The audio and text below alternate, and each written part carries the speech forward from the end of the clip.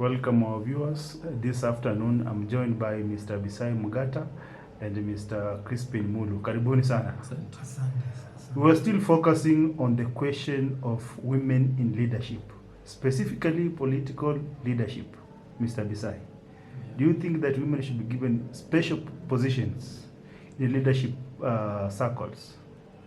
I'm a strong believer of affirmative action, and I believe that for historical reasons, cultural reasons, and all other factors that have alienated certain sectors of our population from participation in governance, there must be affirmative action to correct the wrongs that have happened.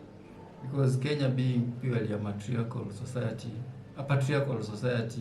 where a lot of value is placed on male leadership, women will not have space in a short time. Mr. Mulu, what is your take? Okay, all I can say is that though there may be, some forces that may be working to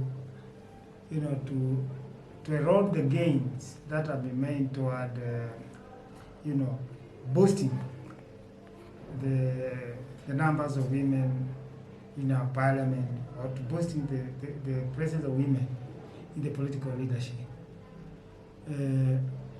We should continue and tirelessly be working to stop those policies and continue to help them, to achieve some equality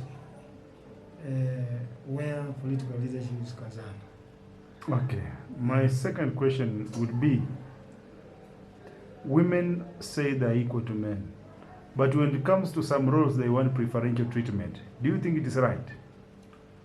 Yes, when we come to social organization, there are things that women have suffered. They have been victims of the social order, because the social order defines the status of a woman. And they make some things that are completely inhuman to be tolerable and to look like they are justifiable if they are done to a woman. Practices like FGM, early marriages, and rape of young girls in India, they are considered to be correct because that is the way the society has been. But those are wrong practices. Same way, the thinking that women cannot place certain leadership roles because they are women, or because they menstruate. Those are issues that have affected women, the women folk for a long time. And they cannot be changed by democracy. Because if you are talking about democracy, that is where the society is. The majority accept those wrong practices as given, and they are not seeing them as being wrong. It will take a long period of education to correct them.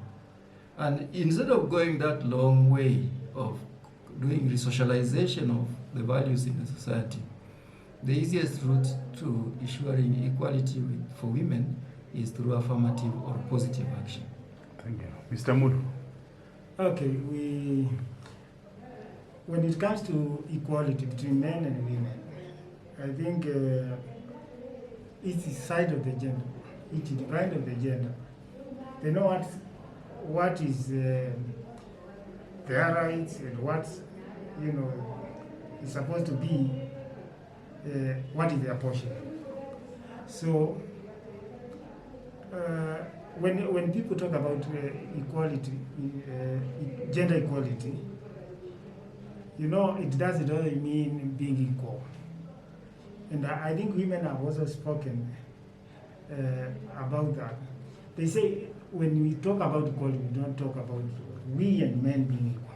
And on the issue of then what would be equality? I think for me the issue of equality is men and women being equal, being given equal freedoms as human beings, getting equal opportunities in life because they can be able to do the same thing just like a man does. So it is about equality. It's not, we shouldn't have this pretense that women are lesser beings, they cannot do what men are, and equality should be at a certain level where you say this is enough for a woman. It is equality. The women must be equal to men. That is exactly my question. Yes. Then why would women feel entitled to be treated different if they're equal to men? Why can't they just go in the field and square it out? I've spelled out cultural issues and years of domination Yes. through matriarchal cultural value systems. Mm. They make it difficult for women to realize upward mobility in any society. Globally, it's not just here in Kenya. So it is very difficult when you put these matters to democracy and say square it out, because resource-wise, women are still disadvantaged. Yes. Culturally, women are still disadvantaged. Education-wise, they are still disadvantaged. So when you put them and say, let us sit at the table and choose a woman, you are not likely to choose any woman. Remember, up to 1986, the Kenyan cabinet was predominantly women, men.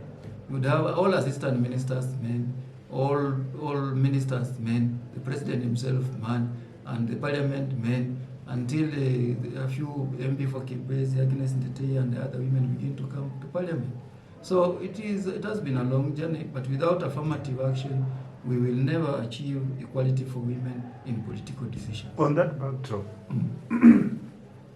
it is clear, and women have said, they are their own greatest enemies. Men don't marginalize women. There are women who exercise these practices. How do we help out? I think our problem here, and I've seen it even when Parliament was discussing affirmative action, was discussing the two-third gender rule, one-third gender rule.